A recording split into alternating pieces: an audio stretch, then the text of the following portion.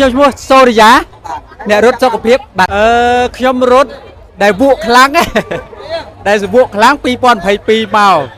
បាទក៏ប៉ុន្តែដោយសារបញ្ហាសុខភាពដែលខ្ញុំលើសខ្លាញ់ក្នុងសរសៃឈាមខ្លាញ់រូបបេះដូងហ្នឹងបាទអញ្ចឹងហើយបានខ្ញុំចាប់ដើមបដូរខ្លួនឯងមកហាត់ប្រាណបាទរហូតចាប់ពី2022មករត់ឲ្យសុខភាពរឹងមាំល្អប្រសើរពីមួយថ្ងៃទីរហូតដល់ឥឡូវបាទហើយអាចរហូតដល់រត់បានឆ្ងាយបានយូរបានសំណួរល្អកន្លែងហ្នឹងក៏ពិតទៅរាងកាយយើងពិសេសណាស់ដល់ពេលយើងប្រើវាសូម្បីតែខ្ញុំទៅរត់100គីឡូទៅបាន2អាទិត្យមុនប៉ុន្តែមករត់10គីឡូនេះ41នាទីពិតជាវិសាលភាពរាងកាយយើងពិសេសណាស់ពេលណាដែលយើងធ្វើលំហាត់ប្រាណជាប្រចាំវាជាផ្នែកមួយនៃជីវិតរបស់យើងដែរបាទអញ្ចឹងឲ្យបងប្អូនដែលហាត់ប្រាណសុខភាពទាំងអស់ហ្នឹងក្រៅពីហាត់ប្រាណសុខភាពដើម្បីស្វែងយល់រាងកាយខ្លួនឯងដែរបាទព្រោះរាងកាយយើងមានភាពខ្លាំងមែនតើបាទរត់ហើយរត់ខានរត់ខានទៅធ្វើវាជាប្រចាំបាទបងប្អូនខានពេលព្រឹកទៅធ្វើពេលល្ងាចកន្លះម៉ោង40នាទី1ម៉ោងតាមពេលវេលាព្រឹកឬល្ងាចតាមពេលវេលាទីតាំងបងប្អូនកុំឲ្យ stress ណាទៅចេញពីផុតពីផ្ទះទៅផុតពីក្រែដេកទៅបងប្អូននឹងបានស្រឡះអារម្មណ៍ហើយធ្វើវាជាប្រចាំបងប្អូនយកវាជាផ្នែកមួយនៃជីវិតបងប្អូនហើយបងប្អូនទៅទៅក្រុមទៅចូល event អញ្ចឹងដើម្បីលើកទឹកចិត្តខ្លួនឯងបាទពួកការធ្វើជាប្រចាំ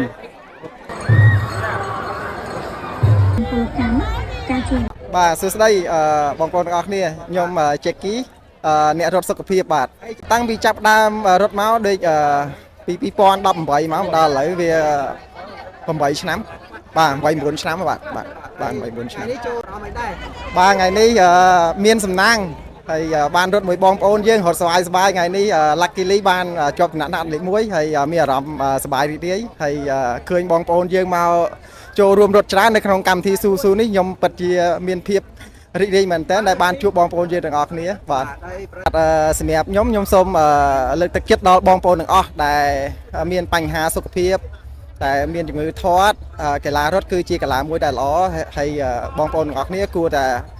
ចាប់ផ្ដើមការរត់ពីមួយជំហានឡើងទៅបាទពីព្រោះការរត់គឺជាកីឡាមួយដែលងាយស្រួលមានសុខភាពល្អបាទធ្វើឲ្យយើងមានគេហៅការគិតលឿនជាងមុនទៀតបាទអរគុណច្រើនសួស្តីខ្ញុំឈ្មោះ Jackson រីករាយណាស់ដែលបានចូលរួមក្នុងរត់កម្មវិធី Susu Running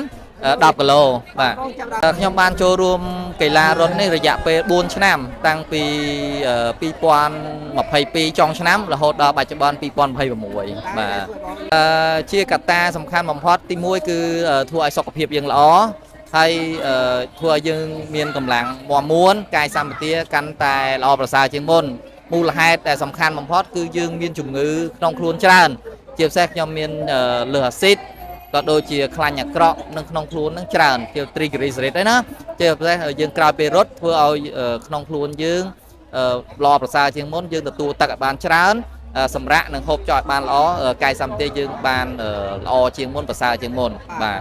ជារីករាយណាស់ក្នុងកម្មវិធី Charity Run របស់ Susu ដែលរៀបចំនៅជីបម៉ោង2:71ថ្ងៃនេះហើយយើងឃើញថាមានបងប្អូនកីឡាករអ្នកឆ្លាញ់វិស័យកីឡារត់នេះចូលរួមយ៉ាងច្រើនកកឮថាខ្ទង់ពាន់នេះមិនអញ្ចឹងណាបងប្អូនមើលជួរនេះដែលចាំតម្រង់ជួរបើកមេដៃនេះពីខាងនេះរហូតដល់នោះដើមទីនោះកន្លែងផ្លាកខាងមុខគឺមាន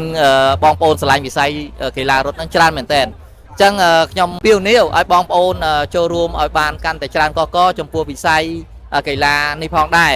កីឡាតែងតែនាំមកនូវសុខភាពល្អមិនថារត់ជិះកង់ហែទឹកអ្វីទេឲ្យតែយើងព្យាយាមគង់តែទទួលបានលទ្ធផលល្អឮសូរថាប៉ុន្តែយើងចាំមើលទិន្នន័យចុងក្រោយតើពិតប្រាកដប្រមាណពីព្រោះមានកីឡាករមួយចំនួនអត់ទាន់រត់ចប់អញ្ចឹងយើងចាំគាត់រត់ចប់សិនយើងទើបដឹងបាទចឹងសូមអរខ្ញុំឈ្មោះសិលៀបសម្រាប់កម្មវិធី Susu Running ឯហ្នឹងមានអារម្មណ៍ថាសប្បាយហើយអ្នកចូលរួម energy ម្នាក់គឺពេញបឹកហ្មងដូច event ធំមួយដើមឆ្នាំអញ្ចឹងណាអ្នកគ្នាមានគ្រប់យ៉ាងហើយស្អាតផុសស្អាតអ្នកចេះមិនចេះអីគឺថាម្នាក់គឺគាត់មើលទៅទឹកមុខគឺគាត់សប្បាយរីករាយហើយបានញូ PB ច្រើនមែនទែនសម្រាប់ខ្ញុំចំណាប់អារម្មណ៍ថ្ងៃនេះ everything is perfect ហើយសម្រាប់អ្នកដែលគាត់ចង់មករត់ណាអ្នកនរគ្នាអាចមើលបានទឹកមុខម្នាក់គឺរីករាយស្រស់ស្រាយហើយ គឺថាសប្បាយមែនតើរួមព្រឹកឡើងអីចឹងណាអញ្ចឹងបើសិនជានៅផ្ទះគេងទេអញនៅមករត់បាន